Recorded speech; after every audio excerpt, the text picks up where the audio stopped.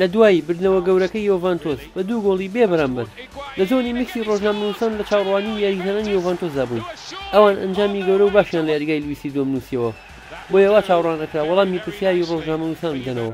ئەلڤێسی بەرازیلی و بەرگریکاری ڕاستی خانمە پیرەکە بە ئامادەبوونی مایکی کورسات نیوز وەڵامی پرسیاری ڕۆژنامەنووسانی دایەوە و وتی: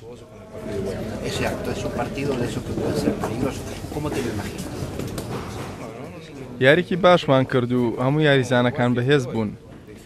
بۆفۆن ژمارەیەکی یاریەکە بوو. ئێمە ئێستا هەنگاوێکی باشمان ناو پێویستە بە هەمان شێوە بەردەوام بین ئەگەر بمانێت بتوانین سەرکەوین بۆ یاری کۆتایی و بەڵێ من دڵخۆشم بە سەرکەوتنی یۆڤانتۆس.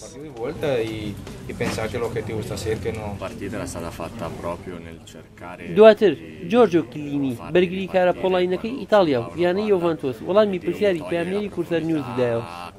پێتان خۆشە ڕوبەڕووی ڕیال مەدرید ببنەوە یان ئەتلتیکۆ مەدرید؟ بۆ چوتان چیە لەسەر کیلیان مباپێی هێرشبەر یانەی مۆناکۆ؟ بەرگریکارەکەی خانمە پیرەکە لە وەڵام داوتی: ئێمە هێشتا نەگەیشتوینەتە یاری کۆتایی.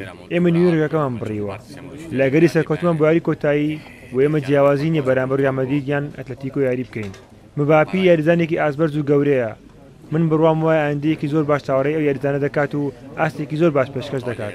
مۆناکۆش یانێکی بەهێز و پێویستە بە وریایی و لە یاری گەڕانەوە ڕوبەڕویان بینەوە. ئێمە بە باشی نیویۆرکەکەمان بڕیوە. لە کۆتاییدا ماسیمیلیانۆ ئەلێگری وەڵامی پرسیاری ڕۆژنامەنووسانی دایەوە: ئایا لە یاری داهاتوودا ئەو یاریزانانی کاتی زەردیان بەڕوا بەرز کراوەتەوە یاریزانی سەرەکی دەبن لە پێکاتەی سەرەکیدا؟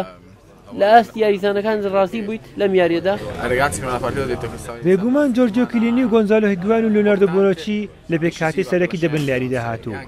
بەرامبەر بە مۆناکۆ یاری کۆتایی نەهاتووە. 90 دەقیقەی تر ماوە. ئەوان یانەیەکی بەهێزن و بە تایبەتی هێرشبەرەکانیان، بۆیە پێویستە زۆر بە وریاییەوە لە یاری داهاتوو یاری بکەین بۆ ئەوەی لەگەری سەرکەوتومان بۆ یاری کۆتایی هیچ یاریزانێکی سەرەکی بێبەش نەبێت. زۆر لە ئاستی یاریزانەکان ڕازی بووم. لەسەر و هەمووشیانەوە بۆ فۆن باشترین یاریەکە بوو. یۆڤانتۆس لە وەرزی ئەم ساڵدا 11 یاری لە خولیانە پاڵەوانەکانی ئەوروپا ئەنجام داوە. توانیوێتی 8 یاریان بەرێتەوە و 3 یاریش یەکسان بێت و هیچ یاریەک تووشی شکست نەبووتەوە. چاودێران پێیان وایە یانە ئیتاڵیەکە پاڵێوراوی سەرەکیە بۆ بەدەستهێنانی ناسناوی خولیانە پاڵەوانەکانی ئەم ساڵ. داراوان حاجی حامید، کورسات نیوز، یاریگای لویسی دووەم، مۆناکۆ.